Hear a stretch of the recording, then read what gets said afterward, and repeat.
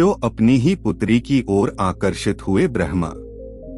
सरस्वती का अर्थ होता है बहाव। यह बहाव केवल पानी का नहीं बल्कि विद्या और कला का भी है। यही वजह है कि इन्हें विद्या और कला की देवी भी कहा जाता है। सरस्वती के द्वारा विज्ञान, संगीत और कविताओं की रचना की गई है। ऋग्वेद में सरस्वती को दैवीय नदी की भी संज्ञा दी गई है। साथ ही इन्हें पवित्रता और उर्वरता की देवी भी कहा गया है। सरस्वती को अन्य नामों से भी पुकारा जाता है, जिनमें भागेश्वरी, शत्रुपा, ब्राह्मी, पृथुदर, बकदेवी, बिरज, शारदा आदि प्रमुख हैं। हिंदू धर्म से जुड़े पौराणिक इतिहास पर नजर डालें तो कई ऐसी कहानियां सुनने को मिल जाएंगी जिनसे अभी तक आमजन वाकिफ नहीं है।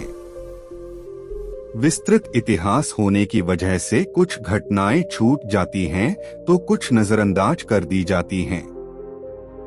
इन्हीं कहानियों में से एक है सृष्टि के रचयिता ब्रह्मा का अपनी ही बेटी के साथ विवाह करने की घटना। यह बात तो हम सभी जानते हैं कि त्रिदेव के हाथों में ही इस सृष्टि की बागडोर समाहित है। ब्रह्मा के पास सृष्टि की रचना का दायित्व है तो विष्णु के पास संरक्षण का, वहीं देवों के देव कहे जाने वाले महादेव शिव को विनाश का जिम्मा सौंपा गया है। इसी विनाश के बाद फिर से शुरू होता है सृजन का चक्र। ब्रह्मा का अपनी ही बेटी के साथ विवाह करने की इस घटना का उल्लेख सरस्वती पुराण में वर्णित है। सरस्वती पुराण के अनुसार सृष्टि की रचना करते समय ब्रह्मा ने सीधे अपने वीर्य से सरस्वती को जन्म दिया था। इसलिए ऐसा कहा जाता है कि सरस्वती की कोई मां नहीं, केवल पिता ब्रह्मा थे। इसके उलट मत्स्य पुराण के अनुसार ब्रह्मा के 5 सिर थे। कहा जाता है जब ब्रह्मा ने सृष्टि की रचना की तो वह इस समस्त ब्रह्मांड में अकेले थे। ऐसे में उन्होंने अपने मुख से सरस्वती, सांध्य, ब्राह्मी को उत्पन्न किया। ब्रह्मा अपनी ही बनाई हुई रचना सरस्वती के प्रति आकर्षित होने लगे और लगातार उन पर अपनी दृष्टि डाले रखते थे। ब्रह्मा की दृष्टि से बचने के लिए सरस्वती चारों दिशाओं में छिपती रहीं, लेकिन वह उनसे नहीं बच पाईं।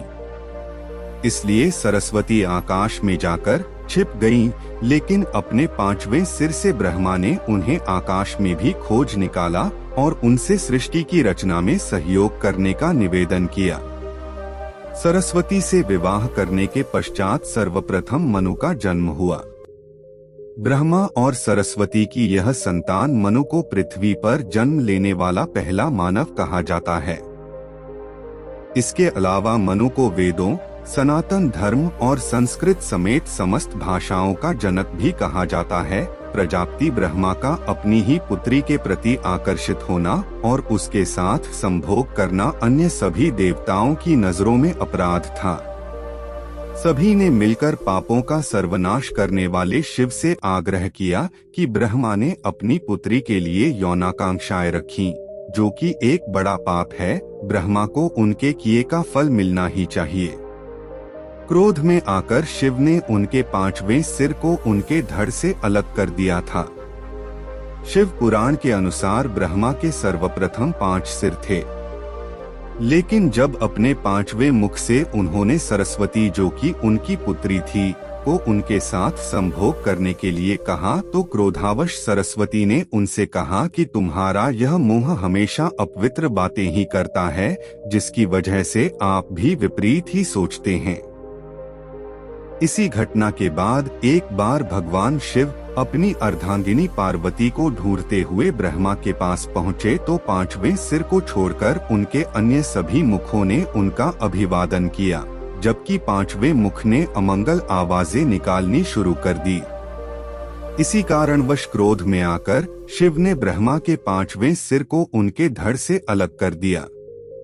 सरस्वती को विद्या की देवी कहा जाता है, लेकिन विद्या की यह देवी बेहद खूबसूरत और आकर्षक थीं कि स्वयं ब्रह्मा भी सरस्वती के आकर्षण से खुद को बचाकर नहीं रख पाए और उन्हें अपनी अर्धांगिनी बनाने पर विचार करने लगे। सरस्वती ने अपने पिता की इस मनोभावना को भांपकर उनसे बचने के लिए चारों दिशाओं में छिपने का प्रयत्न किया, लेकिन उनका हर प्रयत्न बेकार साबित हुआ। इसलिए विवश होकर उन्हें अपने पिता के साथ विवाह करना पड़ा। ब्रह्मा और सरस्वती करीब 100 वर्षों तक एक जंगल में पति पत्नी की तरह रहे।